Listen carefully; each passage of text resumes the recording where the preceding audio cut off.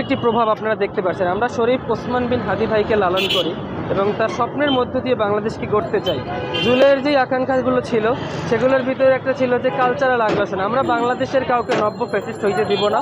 রমজানের কোনো ধরনের কুকর্ম আমরা বরদাস্ত করতে পারবো না, যার ফলে আমরা আমাদের কালচারাল আগ্রাসনগুলো ঠেকাতে আমাদের সুস্থ সংস্কৃতি যে আমরা এটার বিকাশ সাধন করবো এবং আমাদের মিডিয়ার ভাইদের প্রতি আহ্বান থাকবে যে তারা অশ্লীলতা, বেহায়াপনা এ সকল কিছু কন্টেন্টকে বাদ দিয়ে আমরা দেখতে পাই যে বাংলাদেশের বিভিন্ন ধরনের মানুষ, বিভিন্ন ধরনের মিডিয়া মানুষের সমালোচনা খুব ভালোভাবে করলেও নিজেদের সমালোচনা কিংবা রমজান যেহেতু আত্মসমালোচনার মাস, যে মহান রব্বুল আলামিন মহানবী সাল্লাল্লাহু আলাইহি সাল্লাম যেটা আমাদের মাধ্যমে আমাদের মধ্যে পেশ করেছে যে মান সামা রমাদান ঈমানান ওয়া ইহতিসাবান গুফিরা লাহু মিন তাকাদ্দামা আলাইহি, যে আসলে কোনো মানুষ যদি ঈমান এবং ইহতিসাবের সাথে তার রোজা সমূহগুলোকে পালন করে তবে তার পূর্বের সকল গুনাহগুলোকে মাফ করে দেওয়া হবে।